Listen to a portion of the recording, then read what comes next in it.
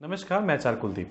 आज हम विवाह से संबंधित कुछ चर्चा करेंगे और ये चर्चा बहुत ही इम्पोर्टेंट है, बहुत खास है।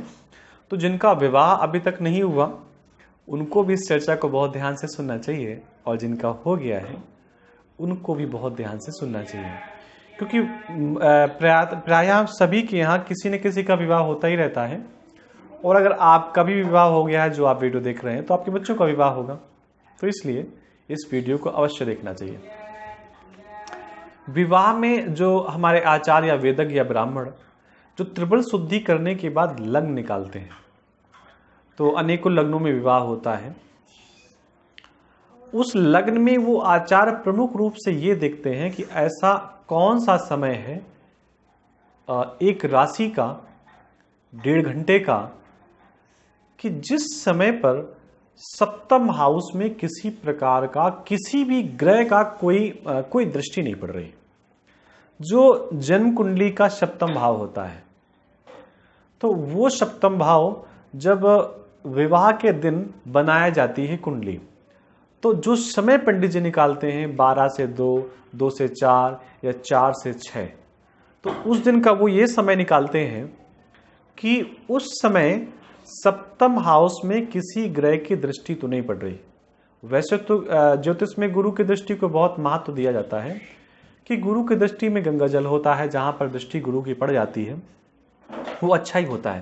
लेकिन विवाह के समय में आचार्य लोग ऐसा कहते हैं, श्रेष्ठ आचार्य लोग ऐसा कहते हैं कि सप्तम भाव में किसी प्रकार से भी किसी भी ग्रह की दृष्टि नहीं पड़नी चाहिए उस समय जिस समय हमारा विवाह हो रहा है।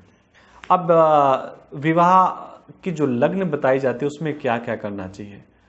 जैसे आजकल इतना सारा जमाना है कि फोटो और तमाम चीज़ों के कारण से समय इधर उधर नष्ट हो जाता है। ऐसी स्थिति में जब बिल्कुल भी समय ना बचे तो इतना हमें अवश्य याद रखना चाहिए कि जो कन्यादान का समय होता है, जो कन्यादान का समय होता है, फेरों का समय भी अगर उसमें मिल जाता है तो बहुत अच्छा है, नहीं तो जो कन्यादान का समय होता है वो कन्यादान का समय ठीक उसी समय हो जिस समय विवाह की शुद्ध लग्न निकाली गई है। क्योंकि अगर ऐसा होता है तो निश्चित मानिए विवाह की अनेकों प्रकार की समस्याएं जो होती हैं वो नष्ट हो जाती हैं, और ऐसा आचार और वेदज्ञ लोग कहते हैं। जैसे लड़की की जन्मपत्री में गुरु का बल देखा जाता है, ये हमने चर्चा की थी। तो आप इसका जीता जाता उदाहरण देखिए कि जब लड़की या कन्या का विवाह हो रहा होता है उस समय उसको पीले वस्त्र पहनाए जाते हैं। लड़का किसी भी वस्त्र में हो, थोड़ा सा कोई फर्क नहीं पड़ता, लेकिन लड़की को पीले वस्त्र पहनाए जाते हैं, क्योंकि पीला जो रंग है, पीला जो वस्त्र है, वो गुरु का रंग बताया गया है, गुरु का वस्त्र बताया गया है।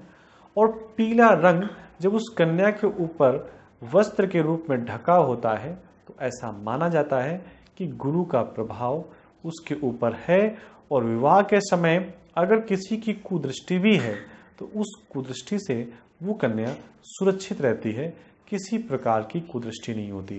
तो ये हमें विशेष ध्यान रखना चाहिए और इसका ज्ञान हमें अवश्य होना चाहिए कि हम पंडित जी से पूछें कि कुछ भी करिए लेकिन हमारा या हमारे बच्चों का विवाह ठीक उसी समय कराइए जिस समय विवाह का मुहूर्त है। आजकल एक और फैशन हो गया है कि विवाह के तत्काल बाद विदाई की प्रक्रिया होती है।